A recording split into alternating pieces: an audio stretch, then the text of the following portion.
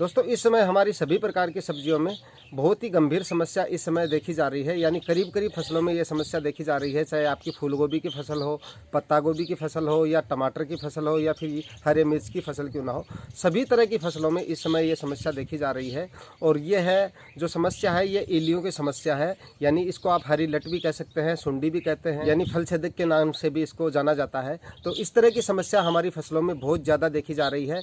खास तौर पर ये फूल गोभी, पत्ता गोभी और जो टमाटर जैसी फसलें हैं उनमें ये बहुत ज़्यादा नुकसान करती है। शुरुआती अवस्था में ये क्या करती हैं, पत्तों को अपना टारगेट बनाती है। सबसे पहले ये पत्तों पे रहती हैं, छोटी अवस्था में पत्ते खाती रहती हैं, और उसके बाद जब फुल फ्रूटिंग आती है तो ये फ्रूट को भी नुकसान पहुंचाती है। जैसे टमाटर और मिर्ची में कई बार आपने देखा होगा, सुराग वगैरह कर देती हैं, ख़राब कर देती हैं। और फूल गोभी में क्या करती है, फूल को ऊपर से खाकर पूरी तरह से उसको डैमेज कर देती हैं, यानी उसकी शेप एक तरह से बिगाड़ देती है।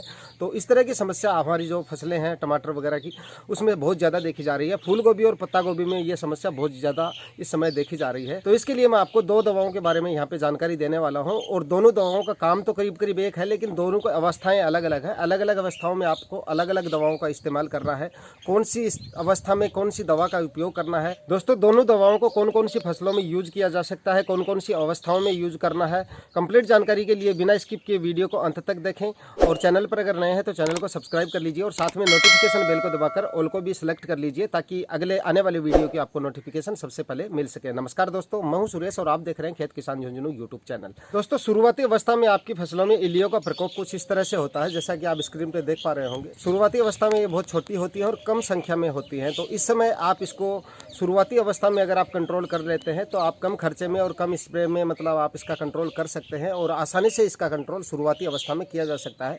लेकिन आप अगर लेट करते हैं और समय पे इसका मतलब स्प्रे वगैरह नहीं करते हैं इस पर, तो दोस्तों शुरुआती अवस्था में अगर आप इनकी रोकथाम नहीं करते हैं, उचित उपाय अगर शुरुआत में आप नहीं अपनाते हैं, तो इनका प्रकोप बढ़ने के बाद में इतना ज़्यादा बढ़ जाता है कि बाद में आपका खर्चा भी बहुत ज़्यादा बढ़ जाता है, और आसानी से इनकी रोकथाम भी आप नहीं कर पाएंगे। अगर आपकी किसी भी तरह की फसल में मिर्ची, टमाटर, बैंगन या फिर फूल गोभी या पत्ता गोभी में इस तरह का प्रकोप आपको दिखाई दे रहा है शुरुआती अवस्था में, तो अगर आपकी फसल में इल्लियों का प्रकोप अगर शुरुआती अवस्था में है, जैसा कि मैंने आपको बताया, तो आप इसके लिए इमामेक्टिन बेंजोएट 5% SG काम में ले सकते हैं।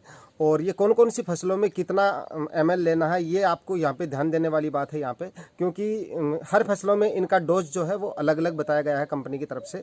तो वो मैं आपको यहाँ पे बता देता हूँ। जैसे पत्ता गोभी, फूल गोभी, टमाटर, बैंगन और मिर्ची जैसी फसलों में आप इसका 80 ml प्रति एकड़ के हिसाब से आपको इसको काम में लेना है। यानी जो फसलें मैंने आपको बताई है उन्हीं फसलों में ये डोज लेना है, और अन्य फसलों के लिए इसका डोज अलग हो सकता है। लेकिन यहाँ पे मैं अभी सब्जियों की बात कर रहा हूँ, तो आपको पत्ता गोभी, फूल गोभी, बैंगन, टमाटर और हरी मिर्ची में आपको 80 ग्राम प्रति एकड़ के हिसाब से काम में लेना है। तो ये तो हो गया आपका शुरुआती अवस्था में अगर आपको कंट्रोल करना है, तो आप इमामेक्टिन बेंजोएट 5% SG का काम में ले सकते हैं। और अगर इल्लियों का प्रकोप आपकी फसल में ज़्यादा है, इल्लियों की साइज बड़ी है या संख्या ज़्यादा है, ज़्यादा मात्रा में है, तो इसके लिए आप डेल्टा मेथ्रिन 100 EC काम में ले सकते हैं। इसके डोज की अगर दोस्तों हम यहाँ पे बात करें, तो फूल गोभी, पत्ता गोभी, बैंगन और टमाटर में आप इसका उपयोग जो है 40 से 50 ml प्रति एकड़ के हिसाब से कर सकते हैं।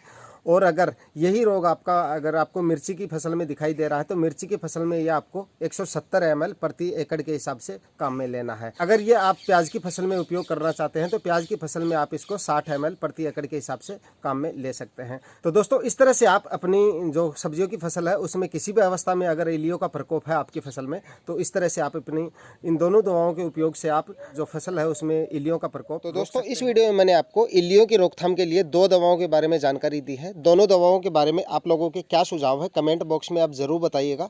चैनल पे नए हैं तो सब्सक्राइब जरूर कर लीजिएगा, और साथ में नोटिफिकेशन बेल को दबाकर ऑल को सेलेक्ट भी जरूर कर लीजिएगा, क्योंकि इसी तरह के कंटेंट आपको इस चैनल पर मिलते रहते हैं। जय हिंद।